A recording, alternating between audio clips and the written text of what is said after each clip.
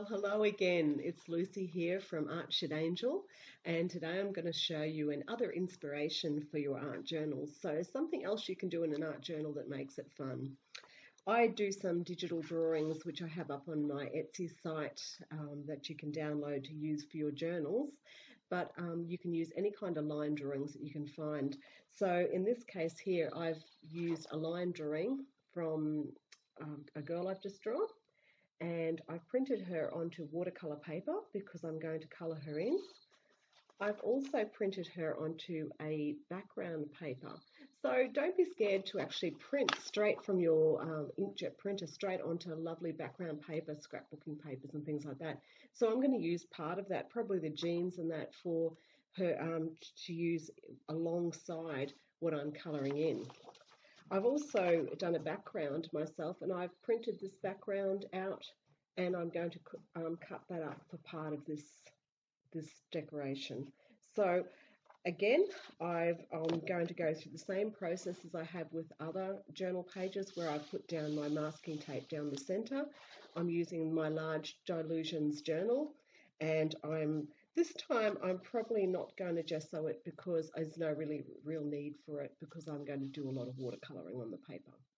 So I hope you enjoy this video, and thanks for watching. Don't forget to like my page or give me the thumbs up, and subscribe to my Instagram and Facebook at Artshed Angel. Thanks very much.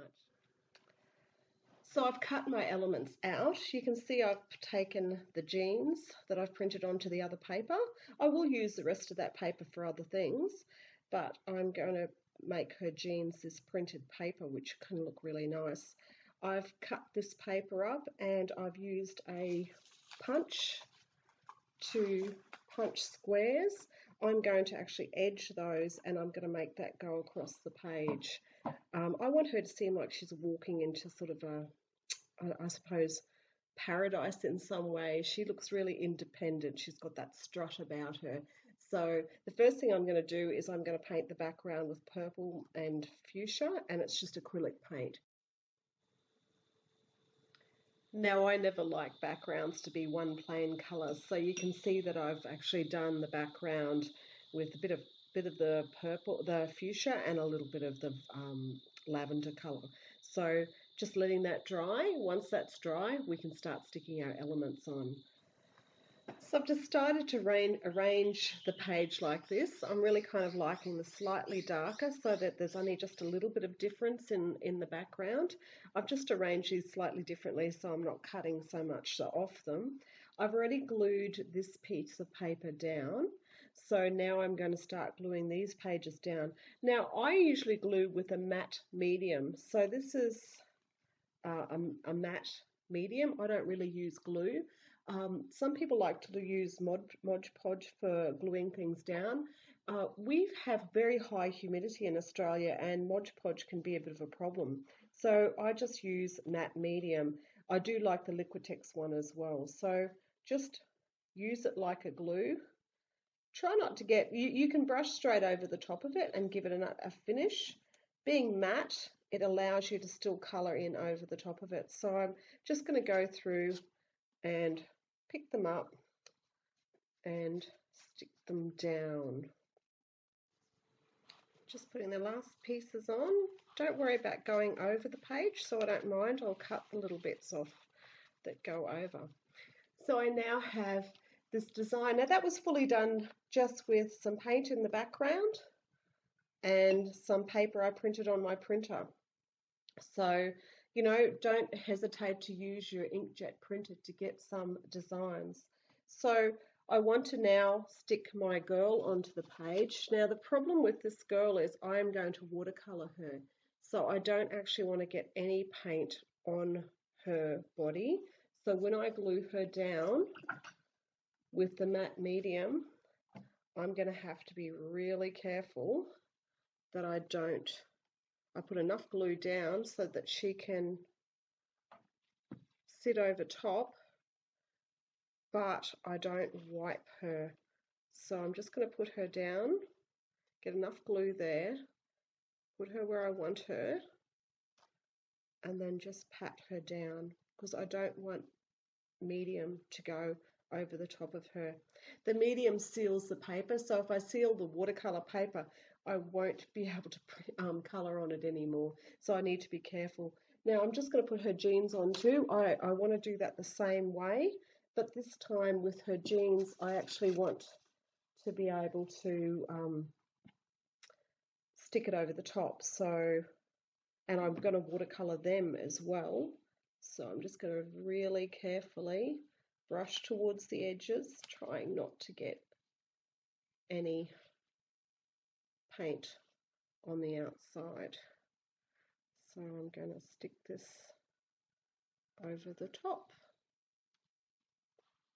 and that gives her lovely painted jeans. So the page has dried nicely, and I've decided that I want to put some yellow stars over there. I really think it needs a kick of something, and it needs like a complementary colour.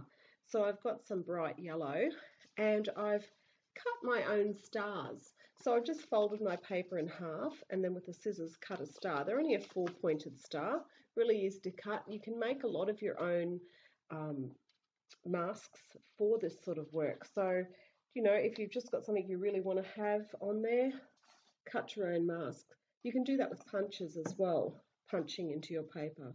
So I'm just going to go through, I'm going to put some paint, yellow paint on a soft brush, and I'm just going to add some stars here and there.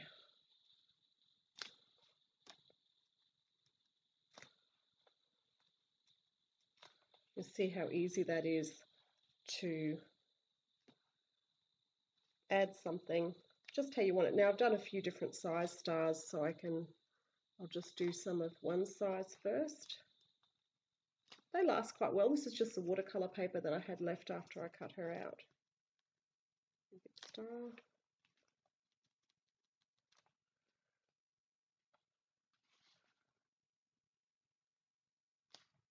I think the whole star thing goes really nicely with this design.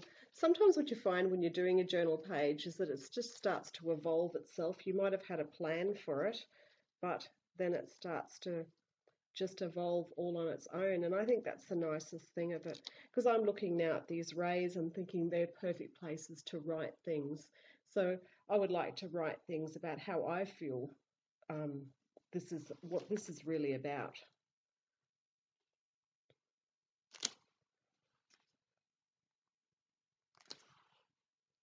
Okay, I think that's enough stars. So it just adds, you can see that the yellow just lifts it a little bit.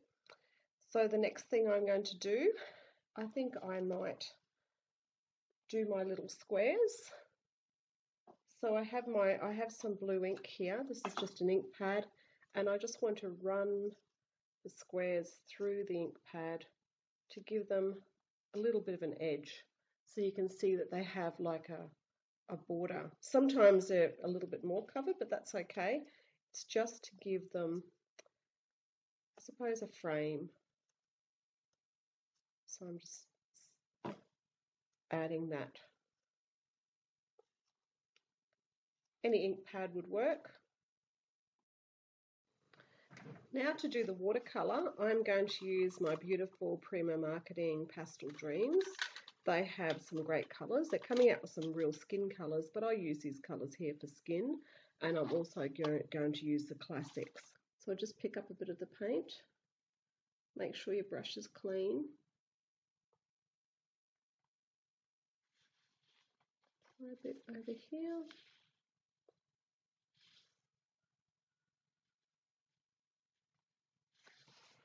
So I'm just going to paint her skin and some detail on her.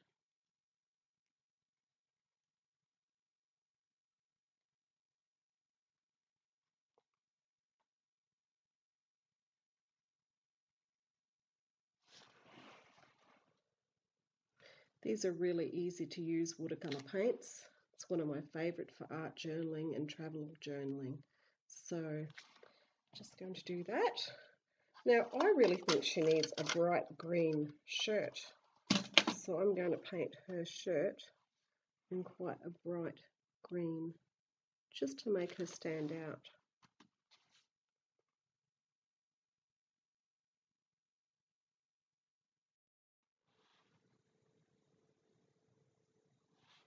So I'm just put some water in my brush and it works much better, so I can do beautiful blending. I love the watercolor paints because we can do shading and blending, and they're so lovely to use. This is actually watercolor paper I'm doing it on, which helps.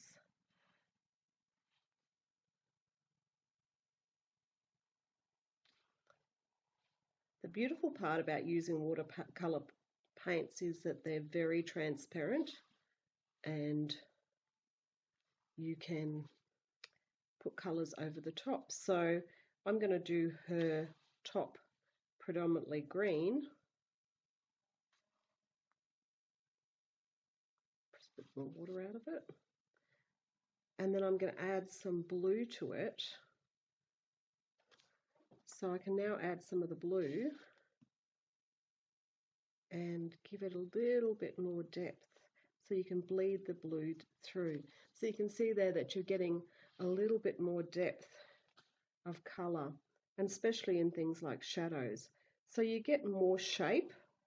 I'm going to be doing some watercolor workshops and showing you, even when you're painting flowers and things like that, how by using undercolor and overcolor you can create a lot more depth. So I just wanted to show you another example. I've done her hair here in a yellow, so I've used a bright yellow and a golden yellow, but I actually don't really want her to have blonde hair. I wanted her to have light brown hair, but by using the yellow underneath, when we put the brown over the top, it has so much more life to it. So there's a definite, one of the things, if you're using watercolor paints and even watercolor pencils, that blending them and putting undercolor can really liven up your image. So I'm just putting a little bit of brown over the top of the yellow, and she's got this really lovely, lively looking hair. And I think I'm going to do her bag. I know red and green shouldn't be seen, but I think I'm going to do her bag red just because it's another color. And I'm going to leave polka dots. So decide where your dots are first and then paint around them. And if it doesn't work, you can always paint over them.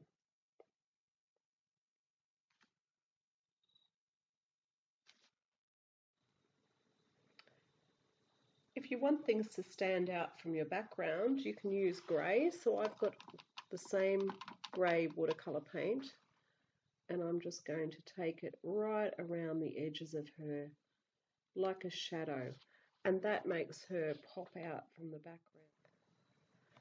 So now I've got her ready to add some detail. This again is the base color. So now is when I start to think to myself, what am I going to add extra?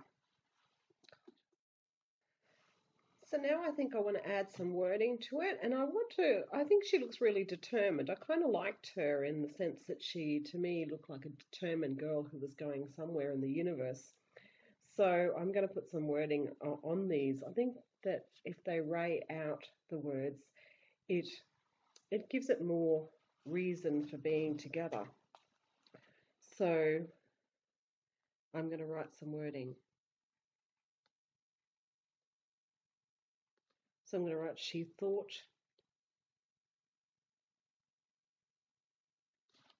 she could, so she did. So you can see now you can start to add wording. I'm going to also add splashes of colour across here too with some pens. So just to make the whole thing come together.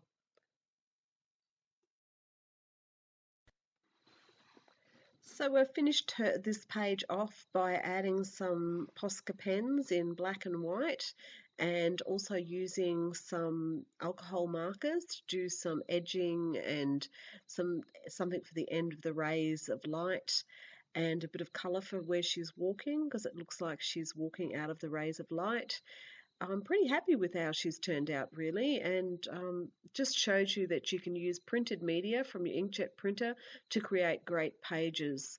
So don't discount doing that.